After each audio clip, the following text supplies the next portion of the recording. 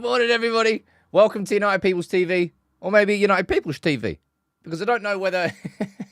I feel like an adopted Dutchman at this point. Manchester United, we're getting Ruud in, we're getting Rennie Hake in, we've got a new goalkeeping coach in, we've got Erik ten Hag in. Just bring them all in, all right? Today's going to be a bit of a fun show, I think. Well, first of all, it's Friday, so everyone's going to get vibey. Second of all, it's just been a week of widespread change. It almost feels like Manchester United are doing like months and months of work in like a week. I don't know. Anyway, got the merch up there, rearranged up there. They've got the shirts up there. That's the Copa one. That's the Ahmad one. And we are really, really close to launching now. I promise you. Martinez is on the wall. It feels like I've become Dutch. It feels like it anyway.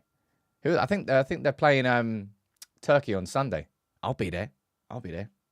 Anyway, I'm going to run through the latest transfer news on De Ligt, on Xerxes, Ugarte, the conversations around those a little bit later in the show.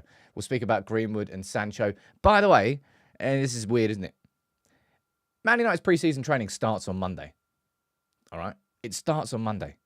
Players who weren't involved in any sort of international duty, they're going to be back at Carrington on Monday. That means Rashford, that means Sancho, that means Greenwood, presumably.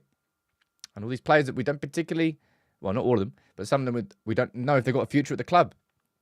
Transfers still haven't really kicked off. But when you look at everything else that's happened at this club, you're like, boy, it has been a busy week for Manchester United. I'll run through all of it, okay? Who's here from the member gang this morning and the mod gang? Good morning to you, Ant and Josh, I see you there. Ian, you're here as well. How you doing, buddy? Anna, you're there too. Carl, I saw you at the start of the show, as always. Jason, you're there. Who's here from the member gang? JC, how you doing, buddy? Darren, we've got Tyler, Sam, Sandman, we've got Shmi, Craig, Akash, Mirko, Caletso. Good morning to all of you. Mark on Facebook, Paul. We've got Travis. We've got Steve, Mohammed, and Onyi. All of you, good morning.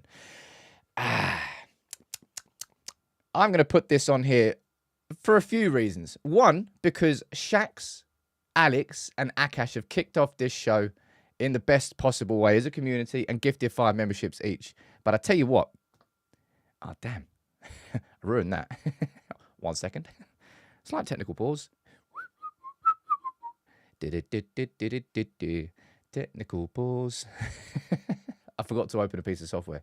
So my gongs wouldn't have worked. Let me close that. Let me close that. Let me close that.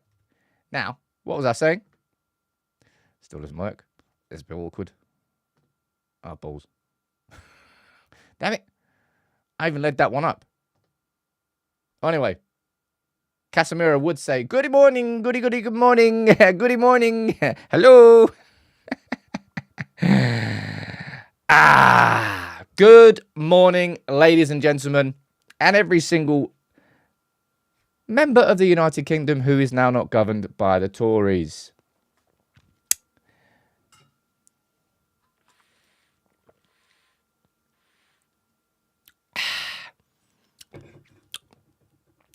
That was a massive technical balls up, wasn't it? Good morning, everybody. And that's it. We'll move on. All right? That's all we need to say. That's all we need to say. Although what I would say is that the fact that Reform got 4 million votes, just... Really? Anyway. Small victories. Let's move on. Speaking of victories, right? Speaking of victories... And speaking of goals as well, Lisandro Martinez yesterday scoring his first ever goal for Argentina, sneaking in, knocking one in the back post. I love him. He's back on the wall. All right, he's back on the wall. But Martinez played fantastic. Look at this, right? 100% passes completed. He did not miss a ball.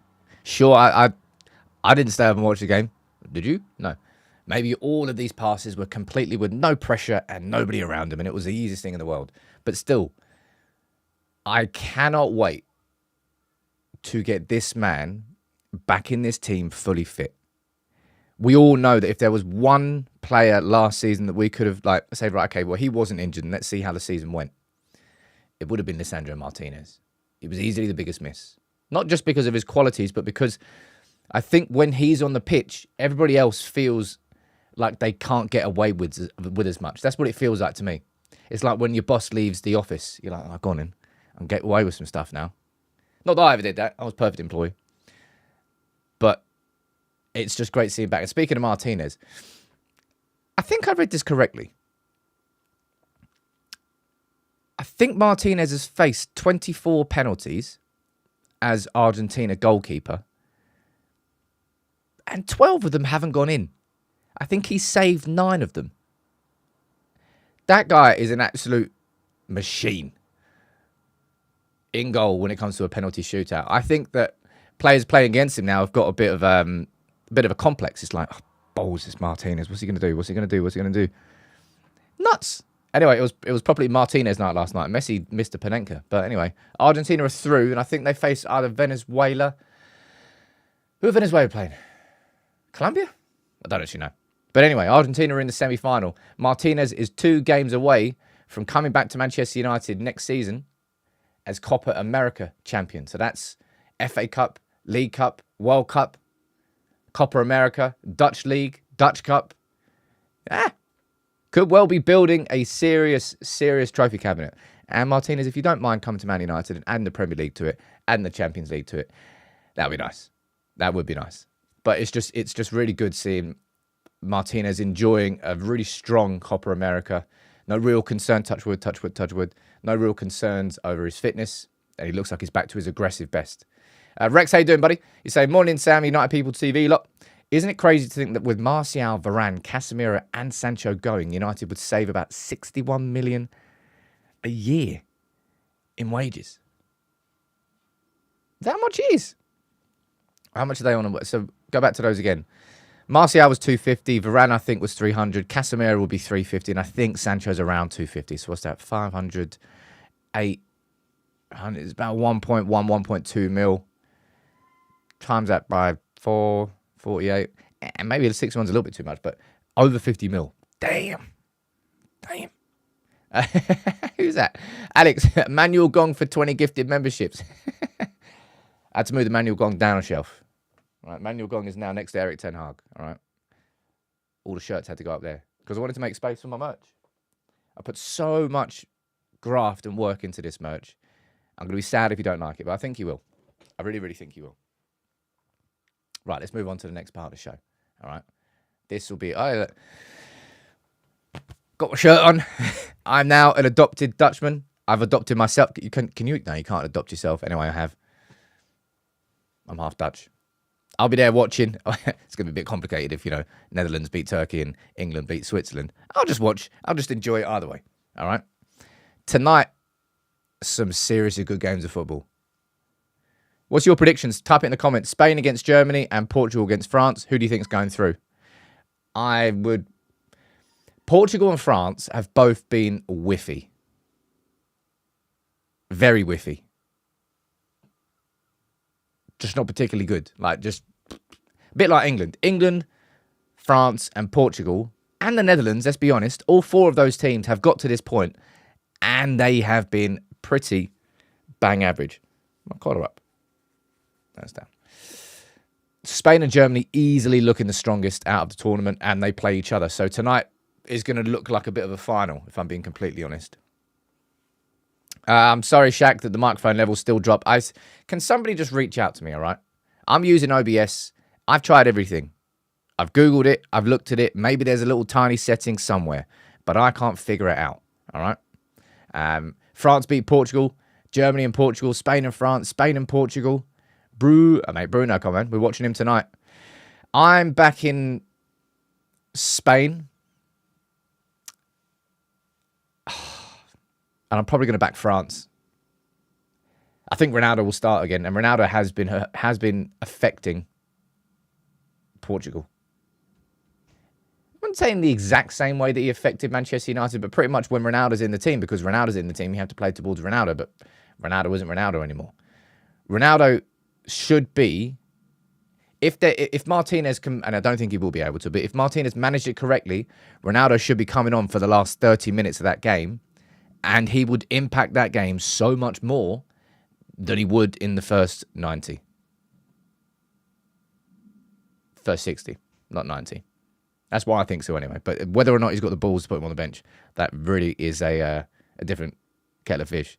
Vicky, yeah, I do think that Portugal will start better without Ronaldo. I think he can still impact a game. He's still got that match-winning ability. But he played 120 minutes against, was it Slovenia? And he looked completely shagged. He shouldn't be starting this game. But whether or not he does, we'll find out. And I think if he does, I think France have got an advantage. That's why I think so anyway. Danny, you gifted 10 memberships. I'm going to have to go old school today, people. Alex. Why does that not work? Does that work now? Oh, now it works. Anyway, Casemiro, is it a good morning? Good morning, good morning, good morning. Hello. Hello. Anyway, it works now. Stephen, get yourself back over to Derry for a few pints of Guinness. Don't shoot me. I particularly care for Guinness. I don't mind one. But I can never just neck Guinnesses. I don't know anyone does that. Anyway. This is going to be the core part of the show before we go on to speak about transfers. But to say this week has been busy at Manchester United really is an understatement. All right, Monday morning it was 8 a.m. and I'd just come back from holiday and I really wanted a nice quiet day because I was feeling sorry for myself. And that didn't happen. David Ornstein at 8 a.m. confirming that we had agreed a deal finally for Dan Ashworth. And I think it was Tuesday, Wednesday. The statement came out confirming we've got our sporting director, and he started immediately. And of course, over these last 2 weeks, we've been speaking about Ruud van Nistelrooy and René Hake as well. Well, last week. And yesterday, we got the official confirmation. Now, I went live and we had a conversation, so we don't need to run through everything that we spoke about yesterday. Ten Hag has got his contract extension. If anybody has sent me the stuff on Discord, can someone let me, just tag me in it after the show? Because I've just missed it. There's too many notifications for me on there. If one of the mods, if you can help me with a DM, maybe on Discord, maybe on Slack. Anyway, Ten Hag got the contract extension, and I think the fact that it's a contract extension is quite telling, because there's no way that this contract extension was what was originally discussed. I think that Erik Ten Hag wanted a new contract. I think Manchester United discussed a new contract with Erik Ten Hag. But it feels, to me, from the outside looking in, and maybe we'll get some more information on this across the course of the next couple of weeks, but it feels like Man United and Erik Ten Hag couldn't agree on what that new contract looked like. So the simplest term would be to just add 1 year as an extension onto his current contract. So that means he still holds everything that he had before. Remember the power of veto, which he should have, by the way. And I keep saying this. I don't know why anybody's getting offended at the idea that Erik Ten Hag's got a power of veto. Every manager in world football should have a power of veto. Doesn't mean that they should control transfers, because they absolutely shouldn't. But every manager should have power of veto. But I do think it's quite telling, if I'm being completely honest, that he's only just got that extension rather than a new contract. If it was simply an extension, it wouldn't have been 2 to 3 weeks after the announcement that he was staying that this would have been announced. It feels like the conversations happened and they couldn't come to an agreement. So this is the best case scenario. I'm not going as far as saying that, Kokotsa. I'm not here saying that Ten Hag's and Ineos's trust is broken. No way. That's not what I'm saying. Ineos they trust Erik Ten Hag to be the man at the top of the tree. However, Ineos have pretty much changed every single member of that team. Right? That's what I mean about it being a busy week. I think someone just gifted some memberships up there. Did I miss those? John, you gifted 5 memberships. What a don. Let's whip out Keane. See what he thinks about me. It's not what I'm saying Guinness is bad. All right? I'm not. It's just not my tipple. What do you reckon, Keane? You know, it's annoying me. You know, the lads who do the massages. I know what you're saying. We're having a night out, free bar. Relax. They're coming with all their mates. You're like, you're bringing your mates. You're like, relax. Anyway, that's what I mean about big appointments. As I said, it feels like Man United have done so much work, or just there's just been announcements, a lot of announcements this week, and we got this announcement yesterday as well. Christopher Vivell coming in, and I think that is actually probably one of the most important parts of it. He's coming in as Director of Global Talent, not Director of Recruitment, which was maybe how a lot of us were considering his role would be defined, but it's Director of Global Talent. Now, the reason I'm saying that that's important is because I think it goes to show you the ambition of Inos. And I also think it's that nod towards what I was expecting. That probably after this start here with Vivell as Global Director of Global Talent, he's probably going to be moving into more of, I think he moves upstairs into a role which is part of the multi-club model. So I think he's going to probably oversee recruitment probably for a lot of clubs or more than one club. And I'm excited about the appointment. And I really hope you enjoyed this yesterday, right? We had this video prepared and I was so happy to be able to publish this video, I think within half an hour of the announcement. This is the intro to it. Wayne Rooney, Cristiano Ronaldo, Michael Carrick. Manchester United used to be incredible at spotting talent, signing them and watching them become the best players in the world at the club. But recruitment has been awful for over a decade now. Lukaku, Sanchez, Van der Beek, Sancho, Di Maria, the list goes on. They've all contributed to over £1 billion being misspent in transfer fees, enough to buy Newcastle 3 times over. Revolution is needed, not evolution, and a new face to lead those changes. Maybe they need Christopher Vivell. Wayne. So I hope you enjoyed that video yesterday, because I was really proud of that one. It's probably one of the best little, it's one of those little like info-packed 7-minute, no fluff videos. So you watch that video and you'll know a lot more about Christopher Vivell. And you're asking whether long-term we need to recruit a recruitment director. Is possible. I would say so, because the ambition of the Ineos is not for just Manchester United. So Christopher Vivell, go and watch that video if you want to learn more about him. There's no point speaking about his time at Hoffenheim or Salzburg or Leipzig, but he has a very good track record of spotting people. I wonder if he was one of the names that Ralph Rangnick actually brought up, if I'm being completely honest. It's Tardy saying, if he does well, do you think he would get the job on a permanent basis? Yeah, I do. But I don't think it'll be the role exactly what you think it would be. We may well need to get a recruitment director in as he moves up. We'll find out. Do you know what's hilarious about that Newcastle jab? I recorded that ages ago. not ages ago, but a while ago. That's been sitting there waiting. Well, not ages ago, actually, because the news only come out.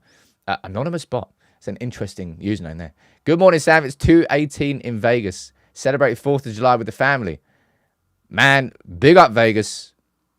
I was ruined when I went there. Ruined. Stadium budget, though. No, I'm not telling you what the budget was. Any updates on transfer news for a left-back? Mattia and Shaw still are official left-backs for next season. Add Harry Amass into there. But no transfer news on Kirkes, or the only transfer news we had that we might get Sergio Reguilon back, which might sound a bit strange, but it is a bit strange, I'll be honest. Akash, and this contract extension makes sense financially, considering the insane sums we have paid to managers over the last decade. Yeah, well, Man United are not particularly liable for much more if Erik ten Hag leaves, because they only got one contract extension. I'm not sure I can ever get rid of Keane. Relax. But anyway, I think this is the appointment. No, the appointment I'm most excited about is Dan Ashworth. Actually having a football mind lead the football side is so important. And we've been waiting a long time for it.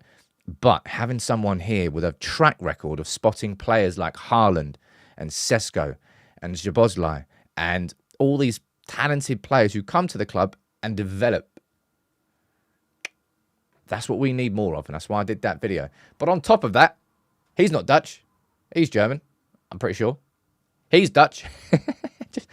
And then just kind of out of nowhere yesterday, how in the world do you pronounce that? Jelle ten Ruela? How'd I do with that? I reckon that wasn't too bad. Anyway, Jelle? I'm going to go Jelle. Man United have brought in, or bringing in, a new goalkeeping coach. Which means I think was it Marty Harris? I think it is. Martin Harris? Can't remember his name. Anyway, somebody who's been here for about 5 years. But that's now a new, and this is right. Today is the day where I'm going to be doing Manchester United's new structure. I'm glad I waited because there's just more changes than I ever thought there was going to be. And there's a couple of surprising ones. So I would have probably had to redo it anyway. But he's coming in. And there's a really important part that's at the bottom of this. This is from Laurie Whitwell. And that's this, right? Let me go full screen here. Ten Hag is also looking to add Ruud van Nistelrooy and René Hake as assistant managers, with Mitchell van der Gag and Benny McCarthy both set to leave. Steve McLaren is set to stay. So that's Laurie Whitwell. It's not official confirmation, but Laurie's information is typically very solid. He's saying that it's actually going to be Mitchell van der Gag leaving and Benny McCarthy leaving and Steve McLaren staying. And we were asking that question because I said, to me, it feels like there's no way that Man United are going to hire Van Nistelrooy, hire Hake, and keep Van der Gag, and keep McCarthy, and keep McLaren. And it seems like they're only keeping one of those three, and it's Steve McLaren. I don't know whether that means that he is going to keep his role as assistant manager or whether it will be reformed and retitled into a new role. We don't know that yet. But this is now, so we've kept Erik ten Hag, right? But we've got not one new assistant, not two new assistants, but we've got rid of one assistant. We're going to probably rework Steve McLaren into a slightly different role. Darren Fletcher's role is going to be completely changed. We've got a new goalkeeping coach. We've got a new lead physio who's coming in. Robin Sadler left. I can't remember the name of the new one. He's come from Arsenal as well to work under Gary O'Driscoll. The change is so widespread behind the scenes that I will be amazed if Manchester United's football is the same last season as what didn't work last season. That will get Erik ten Hag sacked. And I do not think that will happen. Jonathan is saying, what does McLaren do or add? I think McLaren's actually got some... I don't really see many people speaking bad about McLaren. Maybe McLaren can be there as a bit of a link between Manchester United and Erik ten Hag. In the same way, Ruud van Nistelrooy can be that for the players. Van Nistelrooy knows what it means to play for Manchester United, to cope with the pressures at the top level as a United player. And that can help the players because there's certain things that the players can try and speak to Steve McLaren or Erik ten Hag, but they won't be able to relate to him because they never experienced it themselves. Van Nistelrooy is the perfect person to speak to for that. So they'll be like Rashford or any other player there who's having issues. There will be now Van Nistelrooy they can go to and say, well, what did you do when you were there? What did you do when the manager dropped you? What did you do when you were out of form? What did you do when you were missing, you couldn't score goals? He can now tell them like anecdotes and stories that they otherwise wouldn't have had before. And I think that'll make a big difference. Yeah, I'm pretty sure that McLaren is a good man manager. I don't really think anybody speaks badly of him. But remember, and this is an interesting one to think about. I'm pretty sure that Van der Gag was a man who ran a lot of the drills. Not that he was a disciplinarian, but I actually think he was hands-on or feet on with a lot of the coaching that happened on the training ground. So maybe that means that Ten Hag will step into that and do that more, or maybe it means that Van Nistelrooy will do some of that, or Hake. It's going to be interesting.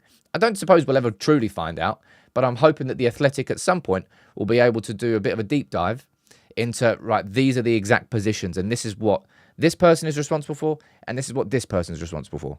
Because I'd like to know that info. You need someone to play good cop in that dressing room. I think that was a bit of an issue last season, if I'm being honest. Not that Ten Hag and Van der Gag are just back hot permanently, but I imagine their personalities are quite similar. And maybe part of that is them being Dutch. Not the Van Nistelrooy or Hake coming in is going to change that. Let me see some of your comments out down here. A few former players have stated McLaren's one of the best coaches they've ever had. Who said that? Scholes and Hargreaves. Nicky, you're saying both said that McLaren was a brilliant coach. Okay, well, there you go. Yeah, I'm not that I was offended by Mike Phelan staying, but I really couldn't understand where Mike Phelan fit in. Whereas McLaren has been a coach in his own right at different clubs at national level, and he was there at United, obviously, during our greatest year. Whereas Mike Phelan, has Mike Phelan been a head coach? Was Mike Phelan head coach at Hull at some point? Have I just pulled that bit of random knowledge out? I'll give myself 10 points if I have. I think he was. Where was... I think it was Hull. Oh, come on. Load that one up. I'll give myself 20 points for that. He was only ever manager of Hull. Oh. Well, he was caretaker manager of Norwich at one point. Look at that. Anyway, so it looks like McLaren's staying, and it looks like Van der Gag and McCarthy are leaving. So today is the day where I can finally do the full new. What is Manchester United's hierarchy? What's the structure of our football club now? I can finally do that. It will take me some time. I'll properly draw out the graph, but I think it will help you all understand the hierarchy of who's where, and quite importantly, who is in charge of who. Because there's going to be a lot of, not micromanagement, but Dan Ashworth will be but Omar Barada will be his direct line manager. What about Christopher Favell? Who goes where? Right? So I think you'll enjoy that video. Well, you might not. But on top of that, of course, I haven't yet done a profile on René Hake, but it's coming. All right. It has been a rather busy week, and I really hope you like the content. If you have liked the content, please do drop a like in this video. It will make a big difference. I know we're not going to get it, but if there's 66 of you who aren't subscribed right now, can you hit that subscribe button as well? Because we'll hit 413k live. I'm pretty sure we keep hitting these milestones live and direct. I think so anyway. But I'm going to be having a full profile on René Hake because I did one on Ruud van Nistelrooy already. This one won't be as in-depth as that one, but it will help you understand him. And this is him speaking about the opportunity that he's got to join Manchester United. The feeling I have is difficult to describe, but this is, of course, a great opportunity for me. Working in the biggest league in the world at one of the biggest clubs in the world, it's also a wonderful reward for me. He said, of course, I'm grateful to Erik ten Hag for this opportunity, but it is not about us knowing each other well. We just have to do good work. Erik has a role in mind for me, and we've already discussed it. So he already knows exactly where he's going to be coming in. And just like this new Manchester United is formed behind the scenes this summer. New CEO, new sporting director, new head director of global recruitment or global talent, a new assistant manager, another new assistant manager, a new goalkeeping coach, an assistant manager leaving, an attacking coach leaving. It's widespread. It really is widespread, and there's nothing else to sort of describe it as. It's everywhere. Everywhere. And honestly, is anybody still trying to say, oh, Inos or Glazer's 2.0? Because they were, clearly very upset at the fact that we weren't taken over by a Qatari consortium. Did they ever exist? Apparently they did. I'm not sure. But for someone who's known at my core that we were never going to win the Premier League title again until we got this sort of structure in place, it's like, rub your eyes, like, it's finally happening. It's finally happened. Doesn't mean that we're guaranteed to win anything next year. We probably will still have plenty of struggles on the pitch, tactically. How will merging the minds of Ten Hag, Van Nistelrooy and Hake actually work in a coaching environment? I imagine there's going to be teething issues. But that's what the preseason's for. And all of this is done, by the way. And I would imagine that Manchester United are hopeful of announcing Van Nistelrooy and Hake in the next 48 hours. Because on Monday, some players are back in pre-season training. Erik ten Hag will be back at Carrington, and I think it will be very good for him from day one to have his members of staff around him. So I hope Manchester United have managed to get that done, and we get all three of them in on the first day at Carrington. I think that'll make a big difference. Let me see what he's saying down here. Maybe time for a video on all the players with 1 year left in their contract. Not quite yet. At some point next season, maybe. David is saying it does seem odd, all these rumours around backroom management coming out, but was airtight around Erik ten Hag's future. I wouldn't say it's rumours on the backroom management. It's just that the information has come out, sort of confirming what is going to be happening around them. Well, by certain sources. As I said, Laurie Whitwell, there's certain sources that deserve your trust because they've got an excellent track record. Other journalists just spout nonsense and create headlines. But certain journalists have integrity. It does exist still. And The Athletic, for me, is the strongest of that. Andy Mitten has built an entire career off the integrity and the relationships and the sources that he has built over decades, let alone what he's done with United We Stand. And then you've got Laurie Whitwell as well. You've got Mark Critchley coming in. You've got Kyle Anker. Yeah, The Athletic's number one for me. And David Ornstein, of course. Integrity should be celebrated, man, because there's so much guff and so much gutter press that I have to wade through. And I see so many headlines of so many other videos. I'm like, what are you talking about? Why are you giving that oxygen when you should just be stamping on its head? But that's the industry we live in. Anyway, I found this a bit weird, right? I found this a little bit weird. Maybe not weird, right? That's probably the wrong word to describe it. This is an anonymous United employee after learning about redundancies via an email. He goes, maybe there is a surplus of staff, but 250 seems excessive. It feels like finger wagging at the lower staff. If you need to save money, maybe look at the dividends that owners are taking out. And the reason I say it's a bit weird is look at the dividends that the owners are taking out. Do you mean the dividends that Inos came in and banned for 3 years? Do you mean those dividends that Inos have already got rid of, literally as part of the agreement to buy to buy 25% of Manchester United? The Glazers, even if they wanted to take dividends in the next 3 years, they are banned by Inos and have been since the takeover happened. And also, they didn't take any dividends the year before either because there was no more money to take.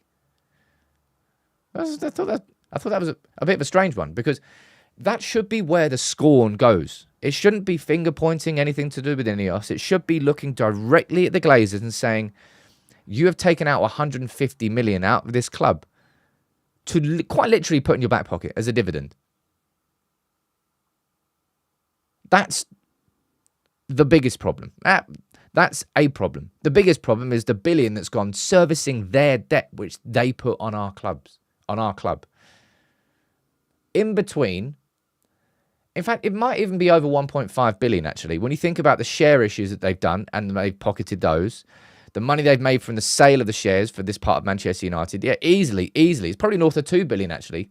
If you include I suppose I own United.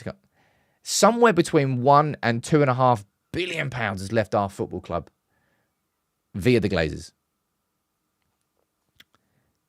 Ineos are coming in and cleaning up the utter mess. Financial, football, business, Old Trafford, actual physical mess that our club has been in because of the Glazers. And yeah, I don't know. I just find it strange, man. I just find it strange that people are trying to dig out Ineos when like finally we've got somebody who's pulling the club in the right direction. And as I said, I think honestly, there's quite a lot of people in this world who just they live in confrontation. There has to be something wrong for me to be annoyed about, for me to argue about, because that's my natural position. And if there isn't, I'll find something. I'll find an angle. I'll grab onto that. And they're exhausting humans. They really are exhausting, but it's quite a lot of them. And I think the internet has allowed more of them to exist, or maybe just get more visibility on them. But it's frustrating, if I'm being honest, having to just deal with a constant, like, oh my God, here we go again. Really? You're wasting my energy on this. Anyway, another slightly different change that's happened. But Mags Manar? I'm going to go for Manar.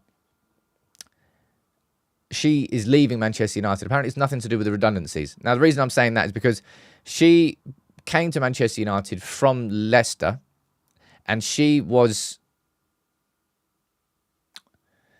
in charge of the building of Leicester's new McLaren design training ground. And she came to Manchester United. They're saying the brains behind the 60 mil Carrington revamp. So she may well have been leading on the architectural, not leading on the art, but being the project manager for all the drawings and the building, etc., etc. But now she's leaving. Apparently, it's just her decision completely, which is a shame. But that's another exit. I'm going to read a couple of your comments down here. Daniel's saying there will be collateral damage though, and some of the 250 will be unfortunate. Look, I've said this a minute. I wouldn't wish redundancy on any person in any job. I really wouldn't. I've been made redundant before. I'm sure lots of you have as well. But it doesn't mean that isn't the right decision by Inos. What? Just keep a bloated workforce just because making them redundancy isn't a nice thing to do. You need to do what's best for Manchester United. And unfortunately, because it's been enabled to overbloat the workforce, you're going to have to get rid of some of those people now who should probably have never been there in the first place. Root cause, go back to it. Find out what the problem is, not what there's. Don't have a go at the person, but bringing the solution. That's the thing. That's, I think, what I'm saying. Tom's just saying, agreed, Sam. Ineos is clearly making the right choices. They may or may not work, but they're at least trying. Oh, man, they have done more in these few months. David Ornstein, geez. You know when you get like, anyone else got David Ornstein notifications on their phone? Nearly caught me out there. Nearly caught me out.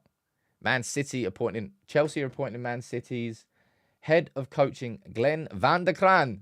Man, I wish we got him. Would have had another Dutchie. Anyway, right, let's move on. We can actually talk about transfers now. Right, if I can, let's just skip into the second part of the show. If you can, just drop a like on the video. But let's go. Let's talk about Bruno. Let's talk about Greenwood, Sancho, and plenty more. Yeah, root cause. Yep, Vin, you know that. I know that. But scream it from the rooftops. The root cause is the Glazers and the 20 years that we have suffered. Right? The 20 years that we have suffered as a consequence of them, and the 20 years that our club has suffered. The best thing that happened to every other club in the Premier League was Manchester United being bought by the Glazers. All right? Easily the best thing, because they have dragged us down so badly.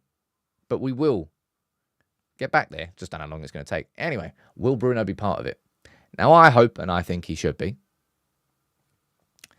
But I tell you what, the... Oh, no, come on. Is Rishi Sunak resigning?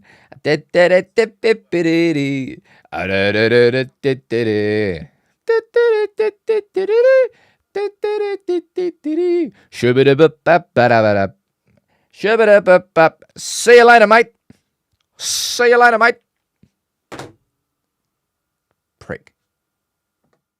I will never forget what happened during COVID. Ever, ever, ever. All of it. And that wasn't him, but they were responsible. Anyway, let's speak about Bruno Fernandes.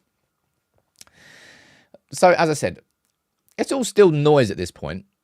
But it seems like the noise about Bruno and Saudi Arabia won't go away. I don't personally think that Bruno, A, will leave, or B, should leave. There is absolutely no way, in my opinion, that Manchester United, even if, and I'm talking even if Man United get like a 75, 80 million pound offer, I still would not sell Bruno. I do not believe that we have the ability this season coming to elevate ourselves from where we were last season to more towards where we want to be, and also replace Bruno Fernandes at that exact same time. And also, I would hate to replace Bruno. I would hate to replace him. You can't replace him, I don't think. To replace Bruno Fernandes, you have to spend north of £100 million easily, which we simply do not have. So therefore, you simply do not even consider replacing Bruno. Even if there was part of you thinking, oh, we could do better. And I don't think we could. And that, sod that. No way does he go. I want to see him win the Premier League. I don't know whether it's going to happen quick enough.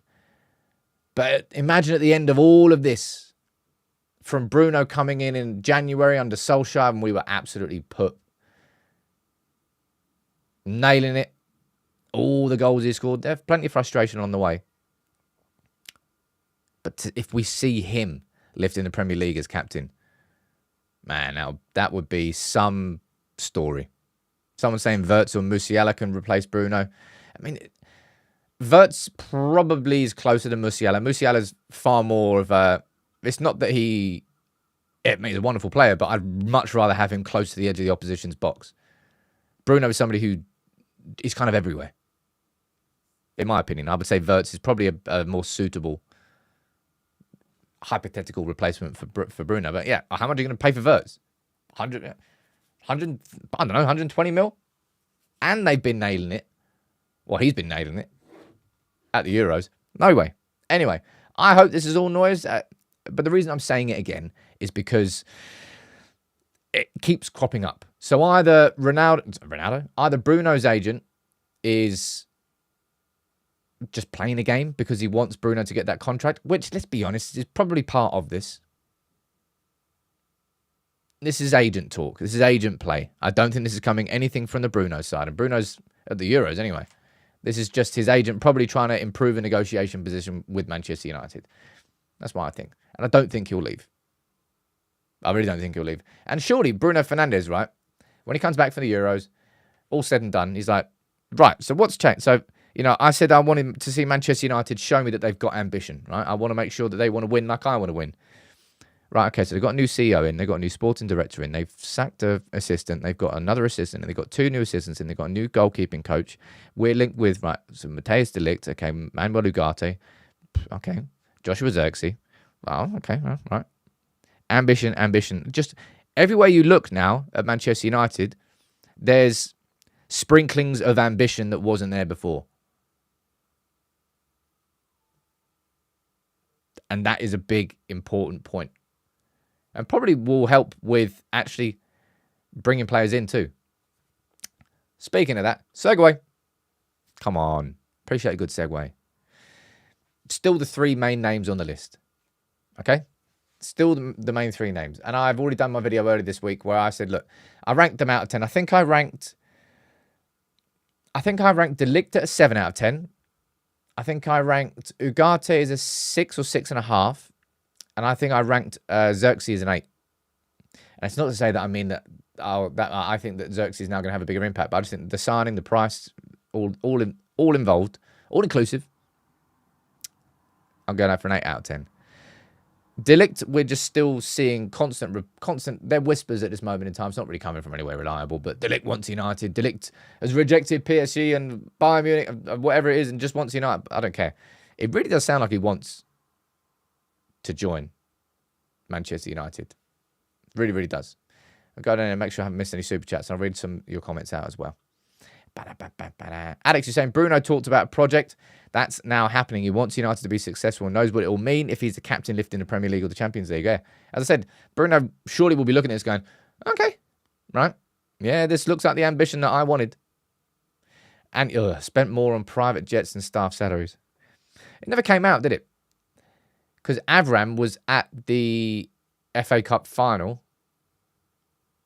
and there was no report out that Manchester United footed the bill for it, whereas they did the previous year for both the men's and women's FA Cup final. And I'm guessing the Carabao Cup as well. I think so. Egan. I'm going to go for Egan. Ian? E-O-G-H-A-N. Man, Irish names, they just try and screw you up. My niece...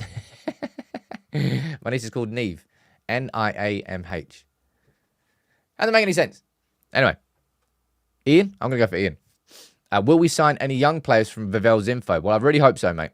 I really, really hope so. And he might be involved in academy recruitment.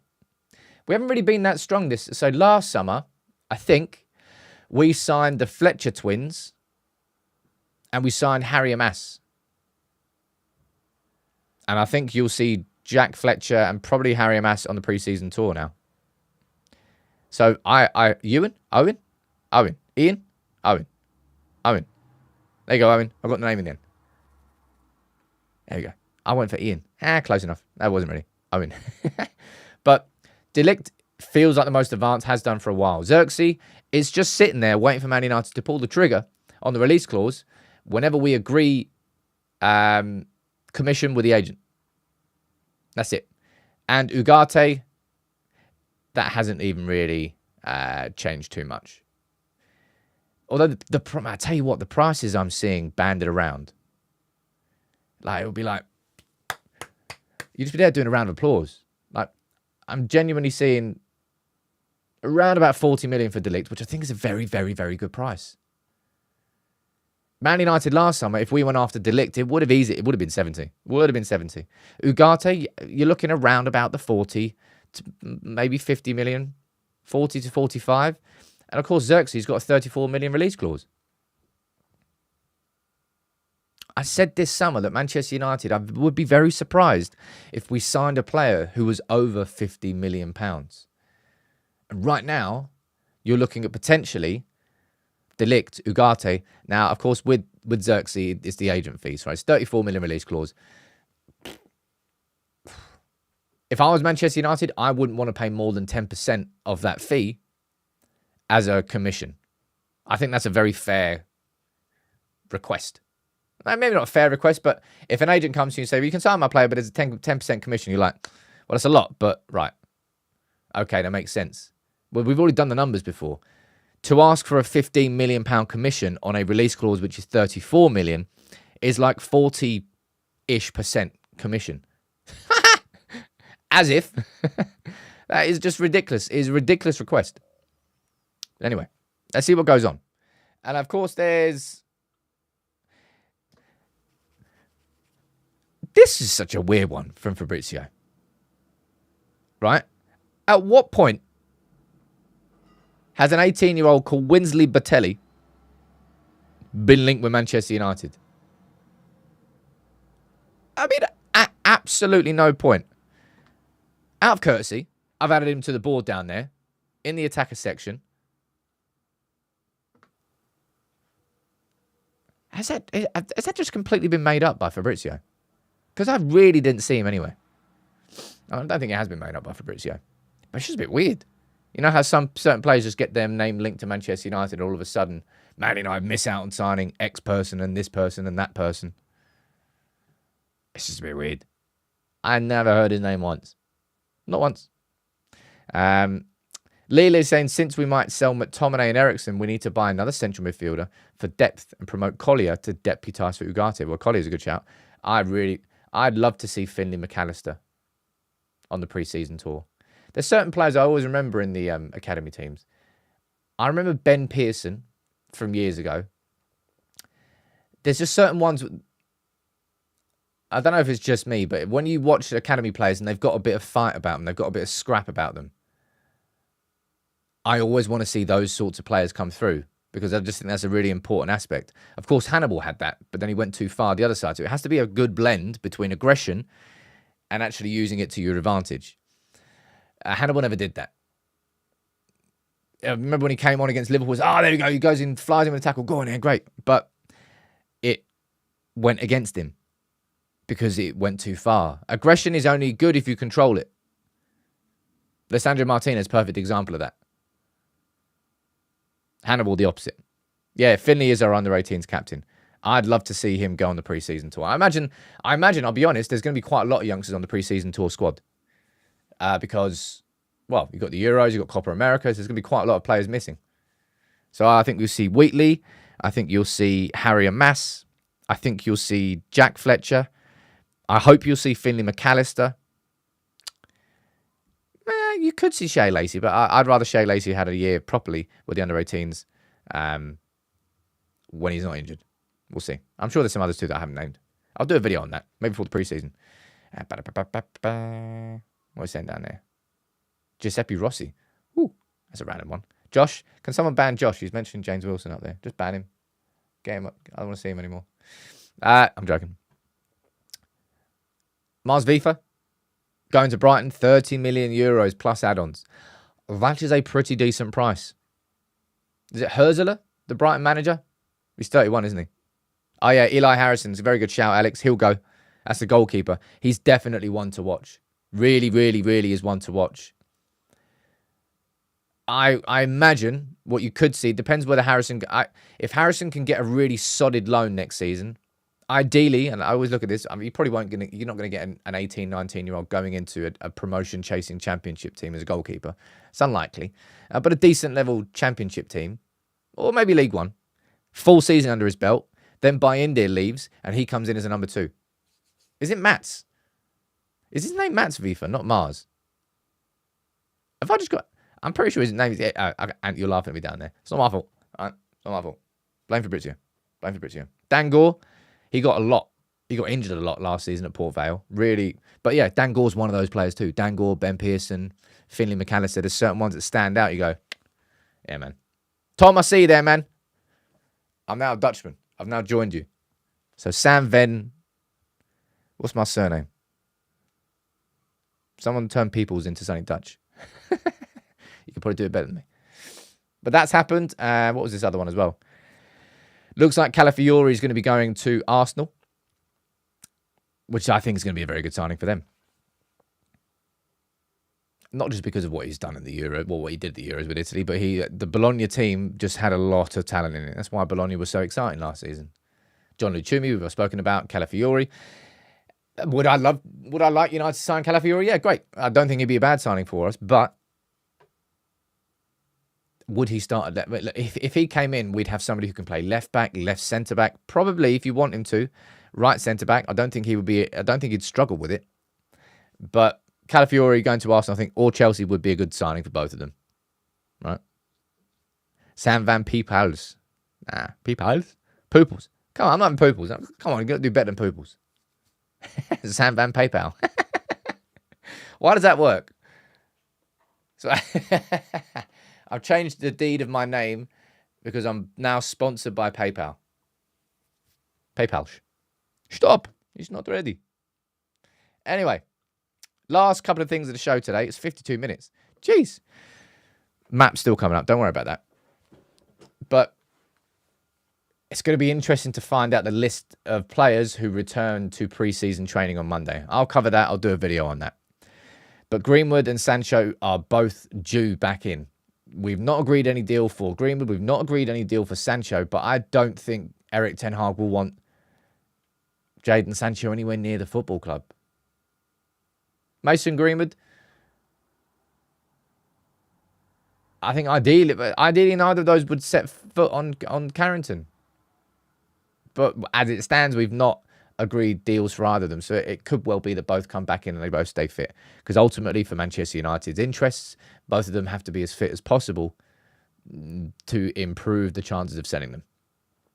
But either way, I would like both of them not to be there. We'll see. We'll see. And Manchester United, I mean, of course you do. Of course we want to recoup some fee for Johnny van der Beek. Can we even say, is he a free agent? I don't even know. Is he under contract still? I feel so. I would love Donny van der Beek to be able to go back to Ajax, to a place he trusts, to a place he knows, and just to get back to enjoying himself and enjoying football again. But I don't think that's going to happen. We'll see. We'll see. They can use the porta cabins. Ladies and gents, come on. It's Friday. If you can, please drop a like on the video if you haven't already. But where are you watching from, all right? Please let me know the city and the country, and I will add you onto the map. The last few ones we've got on here, we've got County Kerry, Joburg, we've got Vancouver Island, Peterborough, we've got Afikpo in Nigeria, we've got Great Yarmouth, which unfortunately voted for Clacton. No, voted for Reform, so I might have to remove them. I'm not joking. Cologne, Malaysia, Kenya. Right, let's see. Let's get some on the map. Let's get 3 of your names down here. We've got Alessandro watching from Tallinn in Estonia, the capital of Estonia. Didn't you know? Well, I mean, you did. You live there. Tallinn's on the map. Never been to Estonia. I like that part of the world, though. Oh, yeah.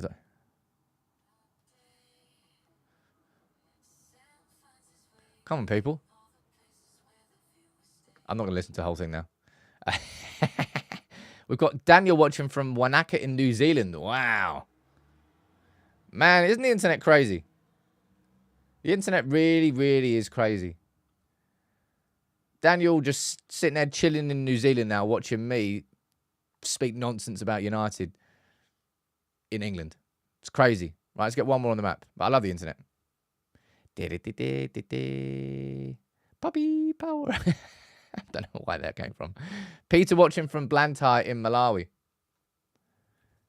Blantyre, Malawi. On you go. That's 3 names added onto the map. That's wicked.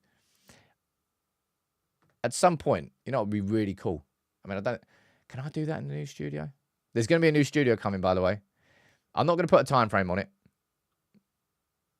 But at some point, if what we had before was level 1. No, actually, no. What we had was level 1 was the OG stuff. If that was level 1 and this was level 2. No, what? Jeez. The OG stuff was level 1. What I had before this in here was level 2. And this is level 3.